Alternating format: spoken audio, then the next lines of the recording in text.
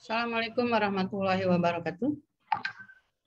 Waalaikumsalam Waalaikumsalam warahmatullahi wabarakatuh. Pagi, Bu. Selamat pagi, salam sejahtera untuk kita semuanya. Selamat berjumpa di mata kuliah ekonomi dan bisnis. Ekonomi dan bisnis.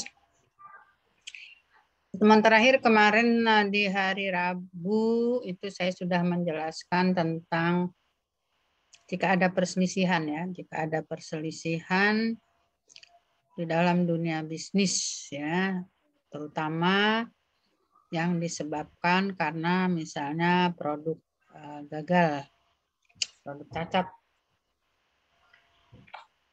Kemarin sudah, kemudian saya akan mengulang yang Anda dapat dari webinar, ulang sedikit saja tentang penyelesaian sengketa dalam bisnis. Ya. Penyelesaian sengketa dalam bisnis itu bagaimana? Gitu. Ya.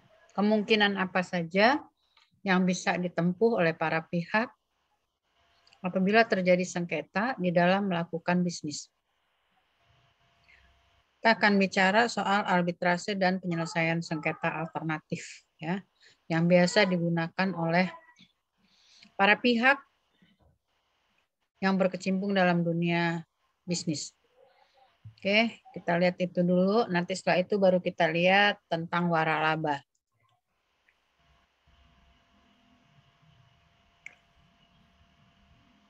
Kita lihat yang ini dulu ya,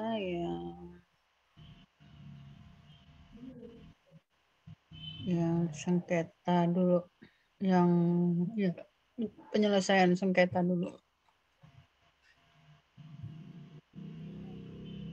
Ya, ini penting ya, penting kalau di dunia bisnis terjadi sengketa di antara kedua belah pihak, maka penyelesaian sengketa dalam dunia bisnis itu alternatifnya bisa dua, ya, bisa dilakukan melalui peradilan umum, artinya di lingkungan litigasi ya. Di lingkungan litigasi, bisa juga melalui pengadilan niaga atau mungkin melalui arbitrase. Ini yang kalau yang peradilan umum itu kayaknya sudah banyak ditinggalkan oleh dunia bisnis karena waktunya terlalu lama, kemudian juga para hakimnya mungkin tidak begitu fokus, tidak begitu menguasai tentang hal yang dipersengketakan. Oleh karena itu, penyelesaian sengketa dalam bisnis itu ditempuhlah di dua tempat ini. Ya, di dua tempat ini, yaitu melalui pengadilan niaga sebagai proses litigasinya. Litigasi ya, ini lembaga litigasi. Yang non litigasi bisa melalui jalur arbitrase. Oke. Kita ke pengadilan niaga. Kalau pengadilan niaga itu berada di dalam lingkup pengadilan negeri. Ya, artinya dia masuk dalam peradilan umum. Masuk dalam peradilan umum. Ya. Jadi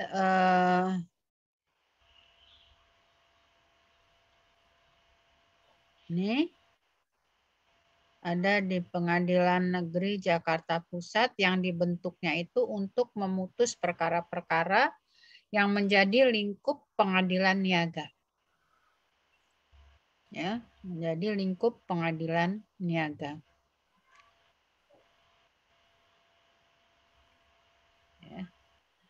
Jadi pengadilan niaga itu ialah pengadilan di lingkungan peradilan umum, pengadilan di lingkungan peradilan. Ya. Pengadilan itu lembaga, Kalau peradilan itu lembaga dan prosesnya. Ya, prosesnya. Jadi kalau yang namanya pengadilan niaga itu ialah sebuah pengadilan yang berada di lingkungan peradilan umum. Ya, karena dia berada di lingkungan pengadilan negeri. Dan dia fungsinya secara spesifik menangani perkara-perkara mengenai kepailitan, ya, penundaan kewajiban pembayaran utang, kasus-kasus hak kekayaan intelektual, dan kasus-kasus yang terkait dengan lembaga penjaminan simpanan. Ya. Nih, ini lingkup dari kasus apa saja yang bisa diselesaikan melalui pengadilan niaga sebagai pengadilan di intern bisnis. Ya, sebagai pengadilan di intern bisnis. Karena kita udah tahu ya, kalau gugatan kerugian itu dasarnya ialah pasal 1365. Nah, kalau ada gugatan kerugian misalnya dalam masalah kepailit terkait dengan masalah kepailitan dan PKPU, atau ada kerugian yang terkait dengan hak-hak kekayaan intelektual, atau muncul kerugian yang ada terkait dengan lembaga penjamin simpanan, maka itu bisa masuk ke dalam lingkup kewenangan pengadilan niaga. Ya, pengadilan niaga. Dasarnya apa kewenangan itu muncul? Ya karena ada gugatan. Ibu udah sering bilang, perdata itu kalau tidak ada gugatan dari orang yang dirugikan, maka hukum perdata itu tidur dia. Ya. Semua hukum yang terkait dengan hukum perdata itu tidak akan bunyi kalau tidak ada kasus ada orang dirugikan. Gitu. Ya, jadi kalau kita hukum perdata, kita orientasinya jangan hanya KUH perdata ya. Kita kan udah belajar hukum perdata Indonesia itu sumbernya apa saja. Bisa bersumber dari KUH perdata, bisa juga bersumber dari undang-undang nasional kita, produk nasional yang memang ada pengaturan masalah perdatanya. Ya. Nah, maka dasar kewenangan dari pengadilan niaga itu, kalau ada gugatan dari pihak yang merasa dirugikan, kemudian gugatan itu diajukan kepada pengadilan niaga, ya udah, sudah itu selesai. Menjadilah dia kewenangan pengadilan niaga. Kompetensi pengadilan niaga berdasarkan perkaranya. Berdasarkan lingkup perkaranya. Memang perkaranya ialah perkara bisnis misalnya. Nah, tentang gugatan ganti kerugian, udah ya kemarin, yaitu kita basically-nya 1365. KUH Perdata tentang onroh matodat. Nah, itu kemarin udah Ibu jelaskan. Ya. Itu adalah tentang pengadilan niaga. Untuk prosedur penyelesaian sengketa, untuk pernyataan pailit, jadi pailit itu tidak bisa ngaku-ngaku ya. Saya tidak bisa bayar hutang karena saya sudah pailit. Oh, tidak bisa. Jadi pailit itu harus berdasarkan putusan pengadilan. Yaitu putusan pengadilan niaga. Baru nanti atas putusan pailit, apa tindak lanjut yang dilakukan? Apakah akan dilakukan penundaan kewajiban pembayaran hutang atau apa? Oleh hakimnya akan dihukum seperti apa? Yang pasti kalau hukuman perdata tidak ada hukuman badan ya. Ibu ceritakan di mata kuliah apa ya kalau nggak salah. Nah, jadi terlebih dahulu sengketa itu diajukan kepada pengadilan niaga. Ya, kalau dalam kasus pailit, nyatakan dulu pailitnya. Ya, dinyatakan dulu pailitnya. Betul bahwa itu sudah pailit, baru nanti beberapa kewajibannya harus dilakukan, apakah bisa dilakukan atau tidak. Ya. Dalam hal debitur adalah pihak-pihak di bawah ini, maka permohonan pilot diajukan. Kalau misalnya pihaknya itu bank, yang mengajukan proses pilot ialah bank yang bersangkutan, yang pilot ialah bank yang bersangkutan, tapi yang mengajukan posisi pilot atau keadaan pilot itu ialah Bank Indonesia. Ya. Kalau perusahaan efek ada atau perusahaan-perusahaan lain yang terkait dengan pasar modal, maka pengajuan pilot itu diajukan oleh Bapepam. Ya. Kalau asuransi dana pensiun itu diajukan oleh Menteri Keuangan. Ini maksudnya mengajukan gugatannya ya. Siapa yang berwenang untuk mengajukan gugatan untuk pernyataan pilot? Kalau untuk kepentingan umum, ini sudah merembet kepada kepentingan umum, maka jaksa secara keperdataan mewakili negara untuk mengajukan gugatan. Ya, oke. Ini proses ya. Kalau proses sih ikuti saja, dibaca saja ya. Biasa seperti orang menggugat itu didaftarkan di panitera pengadilan niaga dengan rentang waktu yang telah ditentukan. Kemudian nanti pihak pengadilan akan memanggil para pihak, ya, disebut debitur dan kreditur ya, karena ini sengketanya sengketa bisnis. Pasti ada yang posisinya sebagai debitur, ada yang posisinya sebagai kreditur. Barulah nanti hakim pengadilan niaga akan memeriksa berdasarkan keterangan para pihak, keterangan para saksi, mungkin bukti tertulis, ya, dan lain-lain pembuktian di pengadilan niaga itu, akhirnya nanti pengadilan niaga akan memutuskan apakah benar sebuah perusahaan itu dalam kondisi pilot. Ya. Jadi pernyataan pilotnya dulu yang diajukan kepada pengadilan niaga. Lalu untuk HKI sama ya, prosesnya diajukan kepada pengadilan niaga. Kalau kasus-kasus HKI itu biasanya berkisar di pembatalan HKI, penolakan, penghapusan. Ya, kalau ada pelanggaran HKI, merek orang dipakai, nah itu hal-hal yang terkait dengan HKI tapi di dalam dunia bisnis. Ya. Sama prosesnya panitia segera akan mendaftarkan dalam waktu yang ditentukan ini, kemudian akan memanggil para pihak, memeriksa dan membuat putusan. Ya. Itu adalah kalau pengadilannya pengadilan niaga. Ya, tadi pengadilan niaga itu kompetensinya atau kasus perkara yang ditanganinya ini ya.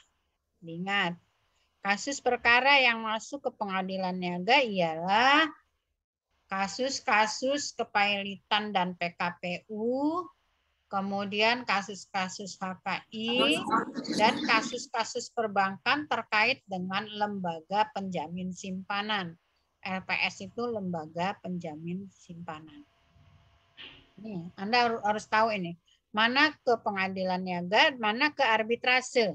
Ya. Nah, lalu kita sekarang ke arbitrase. Arbitrase itu penyelesaian sengketa perdata, bukan penyelesaian sengketa pidana. Ya, kasus pidana tidak ada masuk ke dalam arbitrase. Jadi kasus perdata khususnya dalam dunia bisnis. Kasus perdata saja tidak semua kok. Kasus perdata perceraian, perkawinan, waris dan lain-lain yang bukan berkaitan dengan bisnis nggak bisa masuk, nggak bisa diarbitrasekan. Ya. Jadi kasus-kasus perdata yang ditangani arbitrase ini termasuk sama dengan tidak sama dengan pengadilan niaga. Kalau pengadilan niaga tadi kan peradilan umum ya, peradilan umum. Karena dia berada di lingkungan pengadilan negeri. Kalau arbitrase itu di luar pengadilan umum. Ya, dia sebagai lembaga tersendiri di luar proses litigasi. Litigasi itu kalau penyelesaiannya melalui peradilan umum ya, disebut dengan litigasi. Kalau penyelesaiannya tidak melalui jalur peradilan umum, maka kita sebut penyelesaian itu disebut penyelesaiannya dengan cara non-litigasi. Di luar peradilan umum. Jadi kalau dengar istilah litigasi dan non-litigasi, itulah maksudnya. Ya. Kalau litigasi artinya berada di lingkungan peradilan umum. Peradilan umum itu mana, Bu? Peradilan umum itu ialah pengadilan negeri, pengadilan tinggi, Mahkamah Agung, dan seterusnya. Ya. Pengadilan agama itu pengadilan apa, Bu? Pengadilan khusus. Ya. PT UN itu peradilan apa, Bu? Peradilan khusus. Jadi yang umum itu ialah apa namanya tadi, pengadilan negeri untuk tingkat pertama, pengadilan tinggi untuk tingkat kedua, kasasi untuk tingkat kasasi. Ya. Itu kalau yang berada di dalam lingkungan litigasi atau peradilan umum. Nah, kalau para pihak tidak mau memanfaatkan penyelesaian sengketanya melalui peradilan umum, dalam dunia bisnis tadi ada ada satu kemungkinan, yaitu lewat arbitrase. Tapi kalau lewat peradilan umum pun untuk kasus-kasus tertentu itu harus masuk ke pengadilan niaga. Untuk kasus-kasus yang sudah ditunjuk tadi, itu menjadi kewenangan pengadilan niaga. Untuk kasus-kasus lain boleh nggak masuk ke peradilan umum? Boleh. Kenapa tidak? Gitu. Boleh. Kalau dia mau pakai proses litigasi ya berarti masuknya peradilan umum. Gitu. Masuknya ke peradilan umum. Boleh. Tapi kalau bisnis tidak mau menggunakan peradilan umum, misalnya karena dengan alasan terlalu lama. Sementara kalau orang bisnis itu semua mau cepat. Ya, karena semua dihitung dengan uang. Tidak bisa berlama-lama bersengketa, karena nanti kalau sengketanya kelamaan, bisnisnya macet, tidak bergerak, akhirnya kerugian didapat juga. Nah, kalau para pihak memilih jalur non-litigasi, ya, kalau para pihak memilih jalur non-litigasi, maka alternatifnya ialah memilih proses melalui arbitrase. Ini yang lembaga ya. Kalau yang tidak lembaga ada namanya mediasi, negosiasi. Itu juga alternatif penyelesaian sengketa bisnis. Ya, tapi itu bukan lembaga.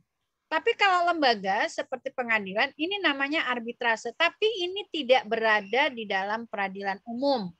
Ya, ini disebut lembaga non litigasi. Boleh para pihak menyelesaikan lewat arbitrase, boleh Bu, boleh. Tapi ada syaratnya. Ya, ada syaratnya. Kalau ke peradilan umum nggak ada syaratnya. Semua kasus perdata boleh masuk kecuali kasus-kasus yang berkait dengan perkawinan, perceraian, waris yang orangnya agama Islam, masuknya ke pengadilan pengadilan agama. Tapi semua kasus itu bisa masuk ke peradilan umum. Ya, jadi kalau masuk ke pengadilan umum nggak boleh ditolak. Tidak boleh menolak pengadilan negeri itu dengan alasan hakimnya nggak tahu ini hukumnya. Itu tidak boleh. Ajasnya tidak boleh. Jadi semua kasus boleh masuk ke pengadilan umum kecuali tadi yang sudah menjadi kewenangan pengadilan niaga dan yang sudah menjadi kewenangan pengadilan agama. Untuk semua kasus yang boleh masuk ke pengadilan umum, peradilan umum, ternyata ada pilihan. Bagi dunia bisnis tuh ada pilihan. Nggak maulah ke pengadilan negeri, lama. Nggak mau ke pengadilan negeri, hakimnya juga nggak tahu tentang bank misalnya. Nggak maulah ke pengadilan negeri, hakimnya juga kurang paham tentang apa yang kita sengketakan ini misalnya. Nah, dalam dunia bisnis ada yang namanya arbitrase. Gitu ya. Nah, tetapi berbeda dengan peradilan umum, kalau arbitrase ini bersyarat, ada syaratnya. Syaratnya apa? Syaratnya itu kedua belah pihak mesti setuju. Ya, bahwa sengketanya akan diselesaikan melalui arbitrase. Nggak boleh maunya satu pihak saja. Tapi harus disetujui oleh kedua belah pihak. Harus disetujui oleh kedua belah pihak. Nah, itulah sebabnya dikatakan bahwa untuk masuk ke dalam arbitrase itu dasarnya ialah ada perjanjian tertulis. Nih, ada perjanjian tertulis.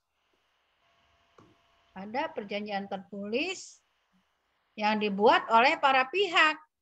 Perjanjiannya apa isinya? Perjanjiannya ya mereka sepakat bahwa sengketa kita selesaikan melalui arbitrase saja ya gitu. Tapi tidak boleh lisan. Harus tertulis. Nah, lembaga arbitrase pada saat menerima gugatan itu harus memeriksa dulu ada enggak perjanjian tertulis ini. Kalau tidak ada perjanjian tertulis, maka tidak masuk ke dalam kewenangan arbitrase. Oh, ini bukan kewenangan saya, kata arbitrase. Ini tidak ada perjanjian tertulisnya bahwa Anda berdua itu sepakat mau diselesaikan lewat arbitrase. Kalau mau lewat arbitrase, maka yang bersengketa itu harus membuat perjanjian, harus ada kesepakatan ya, bahwa betul penyelesaiannya akan dibawa ke arbitrase, bukan ke pengadilan negeri. Itu. Ya. Ya.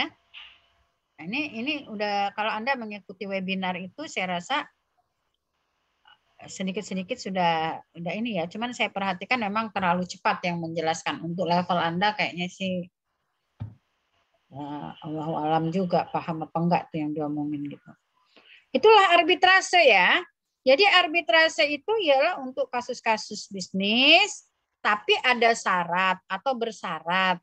Syaratnya ialah bahwa kedua belah pihak sepakat untuk membawa permasalahan mereka ke arbitrase. Jika kesepakatan itu tidak ada, maka arbitrase akan menolak, bukan menjadi kewenangan, karena tidak menjadi kewenangan arbitrase. Gitu ya, itu arbitrase. Untuk arbitrase itu ada di Undang-Undang Nomor 30 tahun 90 tentang arbitrase dan alternatif penyelesaian sengketa. Undang-undang ini bicara tentang arbitrase dan alternatif penyelesaian sengketa. Bukan hanya arbitrase saja ya, tapi ada alternatif penyelesaian sengketa lainnya yang seperti Ibu bilang tadi. Ya, ada negosiasi, ada mediasi, ada konsiliasi. Semua proses itu boleh dilakukan oleh para pihak. Tapi kalau itu yang dipilih itu tidak termasuk menggunakan lembaga ya, tapi dia kalaupun dia nanti melibatkan pihak ketiga itu sifatnya ad hoc saja. Ya, sementara. Nih, kenapa orang memilih arbitrase? Dunia bisnis kemarin udah kamu dengar kan bahwa semua kasus-kasus bisnis itu sekarang sudah dibawa ke arbitrase. Jumlahnya berapa tuh kemarin saya lupa tuh. Untuk rentang waktu berapa tahun sudah kasusnya itu semakin meningkat dibawa ke arbitrase. Kenapa dunia bisnis memilih? Karena dianggap lebih singkat. Ya, tidak molor-molor. Cukup maksimal 180 hari. Ya. Kalau di pengadilan bisa ditunda lagi sidang, ditunda lagi gitu. Nah, itu ya. Kemudian pemeriksaan dilakukan secara tertutup. Nah, ini sudah dijelaskan semua nih di webinar kemarin. Kalau di peradilan umum selalu kalau mulai sidang itu disebutkan sidang dibuka dan terbuka untuk umum. Itu kalau peradilan umum. Ya, di pengadilan negeri mesti Anda dengar tuh. Begitu hakim yang membuka sidang, pasti dia akan mengucapkan celetok-celetok palu, sidang dibuka dan terbuka untuk umum. Artinya siapapun boleh lihat sidang itu. Nah, berbeda dengan arbitrase, sifatnya tertutup. Nggak boleh ada yang tahu, yang hadir itu cuma para pihak aja. Ya, yang hadir hanya para pihak saja. Ya, kenapa mereka orang bisnis itu senang pakai yang sistem tertutup itu? Ya karena dia nggak ketahuan nanti dengan pebisnis-pebisnis lainnya bahwa dia punya kelemahan apa gitu ya. Karena ini kalau sudah bersengketa itu menyangkut kredibilitas ya. Menyangkut kredibilitas seseorang. Kalau dia perusahaan akan menyangkut kredibilitas perusahaan. Bisa bubar perusahaan gara-gara di orang, apalagi sekarang musim hoak kayak gini, musim hoax.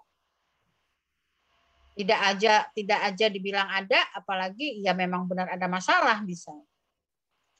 Nah, oleh karena itu, satu lagi alasan bagi pengusaha berperkara melalui arbitrase ialah persidangan itu dilakukan secara tertutup. Maka untuk kita yang ingin melakukan penelitian arbitrase memang agak kesulitan. Kemarin juga kan dibahas tuh, ya, karena sifatnya tertutup.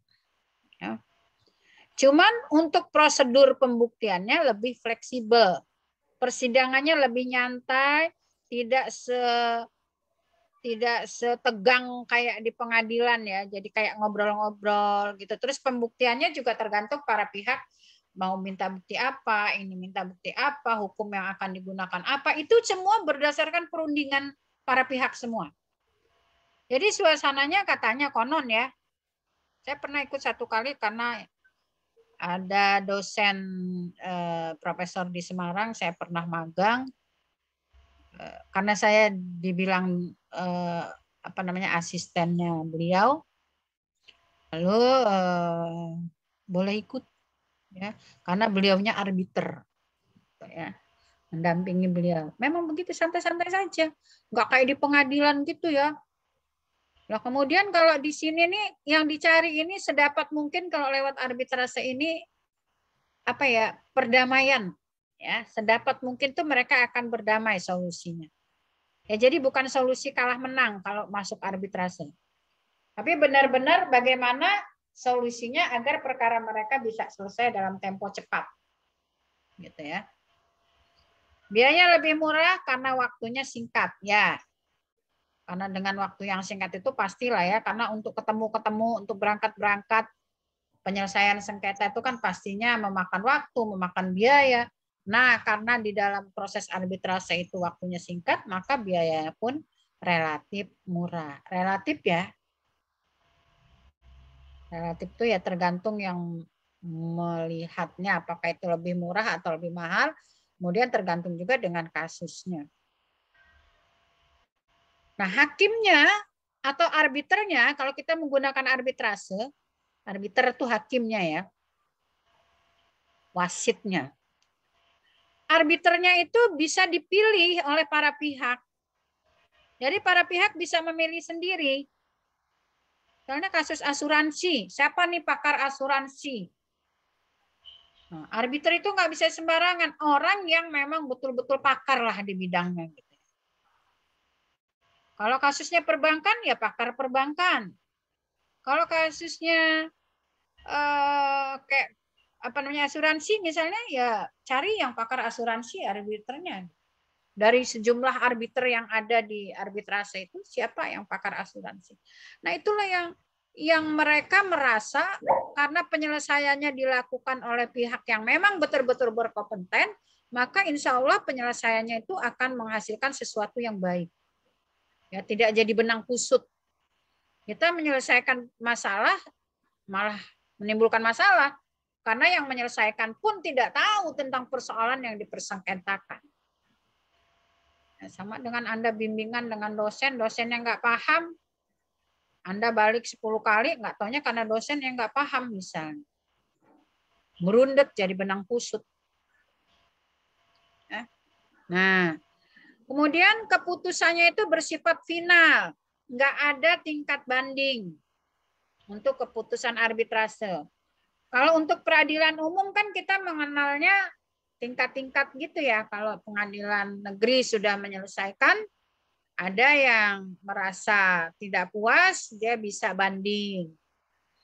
Banding putus, masih ada lagi yang tidak puas, dia bisa kasasi. Kalau arbitrase enggak. Begitu putusan arbiter diputuskan, maka putusan itu tuh sudah menjadi final ya. Final and binding. Stop, cukup, keputusan bersifat final and binding, final dan mengikat para pihak. Kalau sudah final, artinya sudah bisa mengikat para pihak. Para pihaknya harus melaksanakan keputusannya itu. Nggak ada lagi upaya untuk banding. Ya. Kemudian keputusannya bersifat rahasia, ya. Itu juga yang disukai oleh para pengusaha. Kalau dia misalnya dia yang menggugat kerugian, kemudian ternyata dia yang salah misalnya, dia nggak ketahuan sama orang. Putusannya sifatnya rahasia. Kita tidak bisa mendapatkan putusan arbitrase. Jadi kalau Anda ingin analisis putusan arbitrase rasanya susah. Ya, karena Anda nggak bisa mendapatkan itu karena memang sifatnya rahasia. Nah, itu beberapa hal yang membuat para pengusaha memilih jalur non litigasi, yaitu melalui arbitrase. Ya, melalui jalur non litigasi, yaitu melalui arbitrase. Namun di samping kebaikannya, tentu juga punya kelemahan. Nah, kelemahannya ini dia cuma menyelesaikan perkaranya di bidang perdagangan saja, di bidang bisnis saja. Ya, tidak semua kasus bisa ke sana. Pun harus ada syarat. Ya. Yaitu syaratnya apa tadi? Untuk menyelesaikan kasus ke arbitrase Dewa Ayu, syaratnya apa tadi? Syaratnya itu kedua belah pihak harus menyetujuinya, Bu, untuk penyelesaian masalah melalui arbitrase. Ya, harus ada kesepakatan, ya. Itu jangan nggak tahu ya. Jadi kalau itu tidak ada, maka arbitrase akan menolak. Ya. Nah, itulah kelemahan arbitrase, hanya menyelesaikan sengketa di bidang perdagangan saja, dan itu pun harus bersyarat. Tidak boleh maunya salah satu pihak saja, gitu. Ya. Saking fleksibelnya menjadi terkesan tidak ada kepastian hukum ya di bidang prosesnya, proses beracaranya. Ya, karena fleksibelnya tadi, hukumnya kita boleh milih hukum apa. Lalu pembuktiannya ditentukan juga oleh para pihak. Saking fleksibelnya itu ya menjadi akhirnya kalau orang hukum bilang tidak ada kepastian hukum ya, kurang memiliki kemampuan dalam menghadirkan barang bukti. Tidak seperti dalam peradilan umum. Kalau peradilan umum udah jelas barang bukti itu ialah 1 tertulis, 2 saksi, 3 pengakuan, 4. Nah, itu ya. Itu tidak ada berarti tidak bisa. Nah, kalau di dalam arbitrase ini sesuai yang diminta para pihak aja, kesepakatan para pihak, pembuktiannya mau dihadirkan, pembuktiannya apa? Persetujuan para pihak. Semua memang karena arbitrase itu tujuannya bukan menang kalah sebenarnya. Ya. Arbitrase itu tujuannya solusi win-win. Ya, untuk menyelesaikan win-win solution itu untuk menyelesaikan perkara yang kalau bisa kedua belah pihak sama-sama tidak dirugikan. Ya, itu kalau melalui jalur arbitrase. Memang tidak untuk kalah menang. Jadi tidak ngotot-ngototan juga biasanya gitu ya. Ya dia memang berselisih itu memang karena merasa ada pihak yang dirugikan, tapi untuk meluruskan bahwa kerugian itu harus diganti oleh pihak lainnya, itu biasanya ditempuh jalan yang bagaimana supaya kedua belah pihak sama-sama diuntungkan dan sama-sama tidak terlalu dirugikan. Nah, saking fleksibelnya yaitu tadi ya, sehingga kalau barang bukti A tidak ada, ya udah ganti barang bukti B misalnya. Saking tidak fleksibelnya sampai-sampai tidak bisa menghadirkan barang bukti. Itu yang dianggap sebagai kelemahan dari arbitrase. Ya. Kemudian karena sifatnya tertutup ya kayak menyembunyikan sengketa ya. Padahal sengketa itu kan ada juga ajas masyarakat itu punya hak untuk tahu gitu ya. Tapi kan ada batas-batasnya. Kalau ini memang bersifat privat banget ya. Jadi kalau menurut saya ya nggak masalah sih yang tahu cuma kedua belah pihak. Tapi itu merupakan kelemahan dari arbitrase. Jadi terkesan menyembunyikan perkara ya, menyembunyikan sengketa. Jadi tidak tahu, masyarakat konsumen tidak tahu bahwa perusahaan A sedang berantem sama perusahaan B, misalnya sedang berebut merek atau sedang berebut apa. Nah, kita tidak tahu karena penyelesaiannya lewat arbitrase. Jadi terkesan menyembunyikan sengketa. Ya. Kualitas putusannya akan sangat tergantung pada kualitas arbiter. Jadi nggak boleh salah milih arbiter. Terlanjur arbiter itu hakimnya itu boleh dipilih oleh para pihak, maka para pihak harus memilih orang yang betul-betul mumpuni di bidang itu. Ya, karena itu nanti akan mempengaruhi kualitas arbiternya. Kemarin dalam webinar sudah dijelaskan. Makanya kalau milih webinar, milih arbiter, kok milih webinar. Memilih arbiter itu jangan karena saudara, jangan karena nanti ada hak ini ya, ada hak ingkar juga itu. Kalau jalur karena saudara, karena kenalan, karena apa. Tapi pilihlah arbiter yang memang ahli di bidang yang dipersengketakan agar putusannya nanti memiliki kualitas yang baik.